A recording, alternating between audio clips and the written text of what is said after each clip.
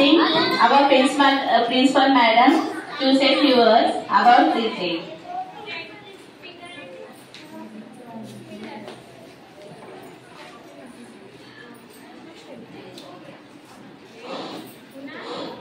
ఈరోజు మనం ఇక్కడ ఈ స్కూల్లో కలుసుకున్నాం దేనికి?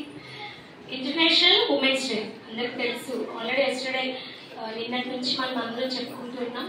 ఈ సందర్భంగా మనకి ఇక్కడ వచ్చినటువంటి పేరెంట్స్, అలాగే మా టీచర్స్ అండ్ మాకు ఎంతో ఇష్టమైన మా కిడ్స్ స్టూడెంట్స్ అందరికీ నా హృదయపూర్వక శుభాకాంక్షలు. ఫస్ట్గా ఇంటర్నేషనల్ ఉమెన్స్ డే సందర్భంగా నా శుభాకాంక్షలు తెలియజేస్తున్నాను. అయితే ఇందులో మనం ఒక 2-3 పాయింట్స్ చెప్పుకోవాలి. ఎందుకు అసలు ఉమెన్స్ డే మనం ఎందుకు చేసుకోవాలి? ఒకటి, ఫస్ట్ పాయింట్, మార్చి 8th రోజునే ఎందుకు మనం జరుపుకోవాలి? మార్చి 8th ఎవ్రీ ఇయర్ మనము మార్చి 8th రోజు జరుపుతున్నాం కదా. సో దానికి రీజన్ ఉంది, ఒక రీజన్ ఉంది. అది ఒకవేళ మీకు ఎవరికైనా తెలిస్తే చెప్పచ్చు. ఓకే, నేను చెప్తాను, వినండి. 8th రోజు ఎందుకు జరుపుకోవాలి అంటే, అలాగే ఎప్పుడు స్టార్ట్ అయింది అసలు ఇది స్టార్ట్ చేయడము? అంతర్జాతీయ ఉమెన్స్ డే అనేది మనకి మనం అసలు ఎప్పుడు స్టార్ట్ చేసుకోవడం జరిగింది అది కూడా మనకు తెలిసి ఉండాలి. చాలా మంది చాలా రకాలుగా చెప్తూ ఉంటారు, కానీ క్లారిటీగా మనకి తెలుసా లేదా? అసలు ఫస్ట్ మనం ఉమెన్స్ గా, లేడీస్ గా ఎంతో కష్టపడుతున్నాం. ఇందాక మనకి చిల్డ్రన్స్ కూడా చాలా చక్కగా ఒక సాంగ్ పాడారు చూడండి. ఎంతో ఎంతో ఇది అంటే ఒక తల్లిగా, ఒక అమ్మ, ఒక చెల్లిలాగా, భార్యలాగా కుటుంబాన్ని మొత్తం భారం మోస్తున్నటువంటి వ్యక్తి ఎవరు అంటే మహిళ. సో ఈ రోజుల్లో మహిళ లేకపోతే కుటుంబం ముందుకు వెళ్తుందా అనేది కూడా మనం క్వశ్చన్ వేసుకోవాలి. డెఫినెట్ గా ఏమైనా ఆన్సర్ వస్తుంది, మహిళ కంపల్సరీ ఉండాలి. మహిళ లేని ఇల్లు ఎలా ఉంటుందండి? ఎలా ఉంటుంది? ఒక్కసారి ఊహించుకోవడానికి కూడా చాలా ఊహ కూడా అందినటువంటి ఇది. కానీ ఉన్నారు అలాంటి వాళ్ళు కూడా. అంటే దురదృష్టం కొద్దీ కొంతమంది అమ్మ నాన్న లేని వాళ్ళు ఉంటారు. వాళ్ళ గురించి మనం ఓకే కొంచెం ఆలోచించవచ్చు. కానీ జనరల్ గా మనం చెప్పాలి అంటే ఏంటంటే, ఒక ఇంటికి ఒక మంచి పొజిషన్ లో ఇల్లు అనేది గడవాలి అంటే తల్లి యొక్క పాత్ర చాలా ఉంటుంది. అలాంటి తండ్రి లేకుండా కూడా ఉండాలి అని కాదు ఇక్కడ ఇంపార్టెంట్. అది పాయింట్ కాదు. తల్లి తండ్రి ఇద్దరు ఉండాలి. ఇద్దరు కష్టపడి 2 రెక్కలు లేపితేనే కదండి ఒక పక్షి ఎగరాలి. అంటే ఒక రెక్కతో ఎగరగలుగుతుందా? No, that is not impossible కదా. కాబట్టి ఒక ఫ్యామిలీ గడవాలి అంటే ఇద్దరు కష్టపడాలి. తల్లి తండ్రి ఇద్దరు కష్టపడాలి. దానిలో ఎక్కువ పాత్ర ఏంటి అనేది చూస్తే కనుక స్త్రీ. సో స్త్రీ లేనిదే జననం లేదు, స్త్రీ లేనిదే సృష్టి లేదు. ఇవన్నీ మనం చిన్నప్పటి నుంచి చదువుకున్నాం, చాలా సార్లు బుక్స్ లో చదివాము, అలాగే మనం అనేక ప్రోగ్రామ్స్ లో కూడా వింటూ ఉంటాం.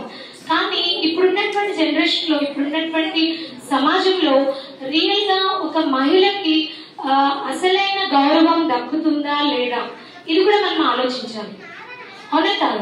ప్రెసెంట్ సిచ్యువేషన్స్ మనము న్యూస్ ఓపెన్ చేస్తే ప్రతిరోజు ఏదో ఒక ఇన్సిడెంట్, ప్రతిరోజు ఎక్కడో ఒక మహిళ ఏదో ఒక ఇన్సిడెంట్ అనేది మనం చూస్తూనే ఉన్నాం. సో దీన్ని బట్టి మనము అర్థం చేసుకోవాల్సింది ఏంటంటే, మనం ఇంప్రూవ్ అవుతున్నాం కరెక్టే, దాంతో పాటు కొన్ని రకాల సమస్యలను ఎదుర్కొనే పరిస్థితి కూడా ఉంది. ఇప్పుడు అనేక సమస్యలు మహిళకే ఉన్నాయి, కష్టము ఆమెదే. ఇంకొక మాట మీరు గుర్తు చేయాలి, ఉమెన్స్ డే అనేది మనకి అంతర్జాతీయ ఉమెన్స్ డే, అదే మహిళా దినోత్సవానికి ఇంకొక పేరు కూడా ఉంది. ఆ పేరేంటి ఒకవేళ మీకు ఎవరికైనా ఐడియా ఉంటే చెప్పండి. ఇంకొక పేరుతో కూడా పిలుస్తాం. ఏంటి ఆ పేరు? జస్ట్ కొంచెం చేంజ్, అంటే సేమే ఉంటుంది కొంచెం. ఏంటది? శ్రామిక మహిళా దినోత్సవం. శ్రామిక మహిళ అంటే ఏంటి? మీనింగ్ ఏంటమ్మా? శ్రామిక అంటే ఏంటి? కష్టపడే మహిళ. సో అంటే కష్టంలో నుంచే పుట్టినటువంటిది మహిళ.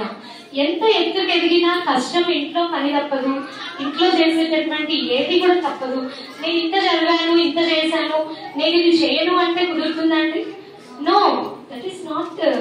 అసలు ఇంట్లో మన భర్తలు కానీ మన అన్న వాళ్ళు కానీ ఎవరు కూడా అంగీకరించరు. నువ్వు ఆడదానివి, నువ్వు అన్ని చేసుకుని బయటకు పోవాలి. నువ్వు ఎంత జాబ్ చేసినా, నువ్వు ఇంట్లో కుటుంబాన్ని, మీ అత్త మామ భార్య భర్త అంతా అన్ని సమకూర్చుకున్నారా లేదా, ఇవన్నీ మనకు ఉన్నటువంటి సిచ్యువేషన్స్. ఇప్పుడున్న మహిళలందరూ కూడా జాబ్స్ కి వెళ్తున్నారంటే ఎలా వెళ్తున్నారు? ఇంట్లో సర్దుకుని మొత్తం పిల్లలు చిన్న పిల్లలతో కూడా కష్టపడి ఎట్లయినా సరే మొత్తం చక్కబెట్టుకుని పోయి రావాల్సినటువంటి పరిస్థితి. మరి అదే ఇప్పుడు జెంట్స్ చేయగలరా? అంత పేషెన్సీ ఉంటుందా అసలు ఫస్ట్ వాళ్ళకి? ఇంకొక ఎగ్జాంపుల్, మా ఉమెన్స్ మా టీచర్స్ ఉన్నారు, అంటే మేమే కాదు స్కూల్స్ అయినా కాలేజెస్ అయినా మీరు ఎక్కడ చూసినా ఎక్కువగా లేడీస్ ఎక్కువ అనిపిస్తున్నారా లేక జెంట్స్ ఎక్కువ ఉంటున్నారా అని కూడా అబ్జర్వ్ చేస్తే మనకి లేడీస్ 7% ఎక్కువ ఉంటుంది. ఎందుకంటే మనకి స్కూల్స్ లో కావచ్చు, హాస్పిటల్స్ లో కావచ్చు, ఇంకెక్కడైనా వేరే రంగాల్లో ఎక్కడ చూసినా కానీ ఎక్కువ పర్సంటేజ్ ఎవరిది ఉంది అంటే లేడీస్. ఎందుకు లేడీస్ ఎక్కువ ఉంటున్నారు అంటే వాళ్ళే ఎక్కువ పేషెన్సీ ఎక్కువ ఉంటుంది, వాళ్ళకి ఎక్కువ కష్టపడే గుణం ఎక్కువ ఉంటుంది. కాబట్టి వాళ్ళే అన్నింటిలోనూ అన్ని రంగాల్లో ఇప్పుడు మనం ఆలోచిస్తే కనుక ప్రతి రంగంలో సాఫ్ట్వేర్ దగ్గర నుంచి చిన్న వైద్య రంగం అలాగే విద్యా రంగం అన్ని రంగాల్లో ఫస్ట్ ఉన్నటువంటి వ్యక్తులు మహిళలు కదా. అసలు ఎప్పుడు స్టార్ట్ అయింది ఇది? 1908లో 15,000 మందితో అమెరికాలో న్యూయార్క్ సిటీలో అప్పట్లో 15,000 మంది రోడ్డుకి ధర్నా చేశారు. ఎందుకు చేశారు? వాళ్ళకేం పని లేదా? వాళ్ళకేం పనులు లేవా? ఉన్నాయి. అప్పుడున్న పరిస్థితి అలాంటిది. ఏంటంటే ఓటు హక్కు లేదు. జనరల్ గా ఒక మనిషి గుర్తింపు ఎలా వస్తుందండి? ఓటు హక్కు. ఒక మహిళకి ఓటు హక్కు కూడా అవసరం లేదు, మీరేంటి మీకు ఓటు హక్కు అవసరం లేదు అనేటటువంటి సిచ్యువేషన్ ఎంత దారుణమైనటువంటి సిచ్యువేషన్. అప్పటి నుంచి మనం